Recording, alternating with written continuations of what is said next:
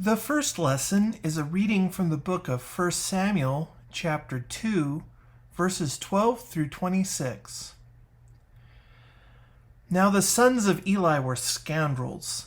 They had no regard for the Lord or for the duties of the priests to the people.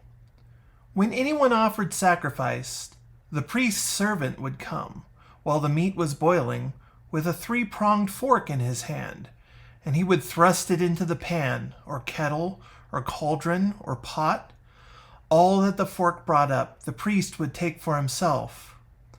That is what they did at Shiloh to all the Israelites who came there. Moreover, before the fat was burned, the priest's servant would come and say to the one who was sacrificing, "Give meat for the priest to roast, for he will not accept boiled meat from you, but only raw." And if the man said to him, "Let them burn the fat first, and then take whatever you wish," he would say, "No, you must give it now. If not, I will take it by force."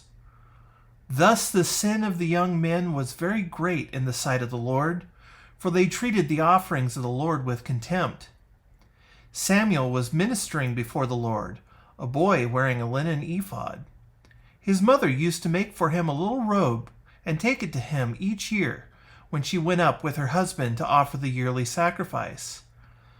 Then Eli would bless Elkanah and his wife and say, "May the Lord repay you with children by this woman for the gift that she made to the Lord."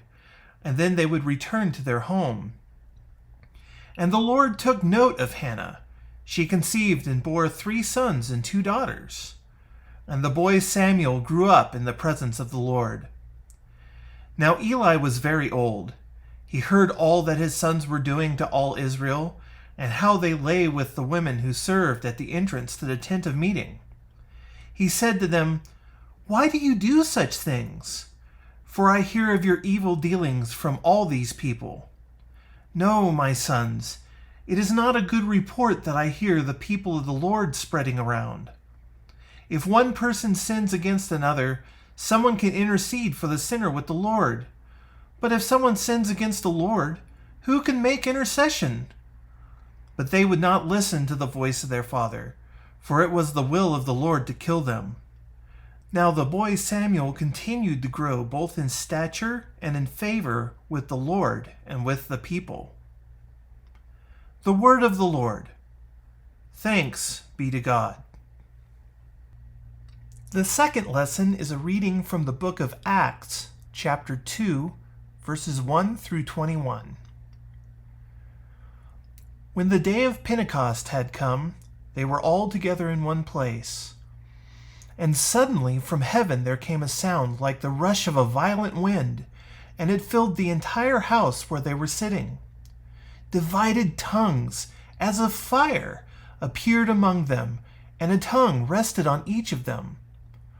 All of them were filled with the Holy Spirit, and began to speak in other languages, as the Spirit gave them ability.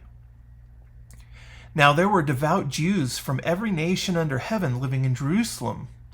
And at this sound the crowd gathered and was bewildered, because each one of them heard speaking in the native language of each. Amazed and astonished, they asked, "Are not all these who are speaking Galileans? And how is it that we hear, each of us, in our own native language? Parthians, Medes, Elamites, and residents of Mesopotamia, Judea, and Cappadocia, Pontus, and Asia, Phrygia and Pamphylia, Egypt, and the parts of Libya belonging to Cyrene, and visitors from Rome, both Jews and proselytes, Cretans and Arabs. In our own languages we hear them speaking about God's deeds of power." All were amazed and perplexed, saying to one another, "What does this mean?" But others sneered and said, "They are filled with new wine." But Peter, standing with the 11, raised his voice and addressed them, "Men of Judea, and all who live in Jerusalem, let this be known to you, and listen to what I say.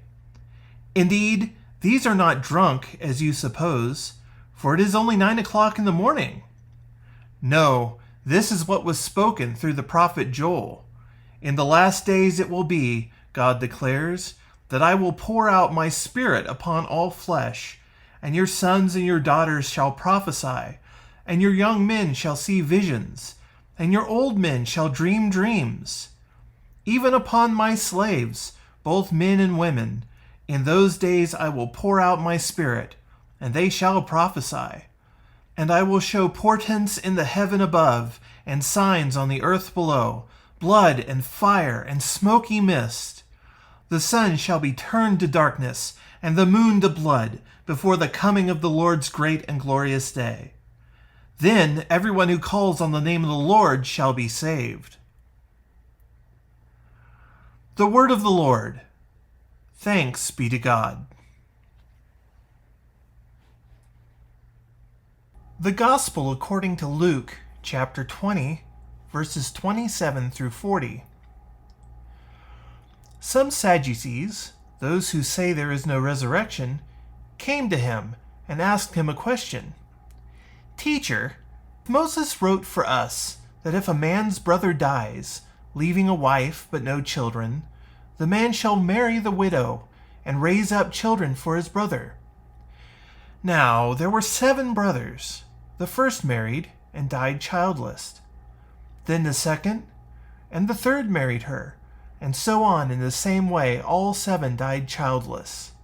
Finally, the woman also died. In the resurrection, therefore, whose wife will the woman be? For the 7 had married her. Jesus said to them, Those who belong to this age marry and are given in marriage. But those who are considered worthy of a place in that age and in the resurrection from the dead neither marry nor are given in marriage.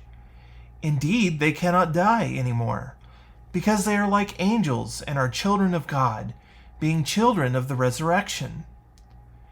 And the fact that the dead are raised, Moses himself showed in the story about the bush, where he speaks of the Lord as the God of Abraham, the God of Isaac, and the God of Jacob. Now he is God not of the dead, but of the living, for to him all of them are alive. Then some of the scribes answered, Teacher, you have spoken well, for they no longer dared to ask him another question. The word of the Lord. Thanks be to God.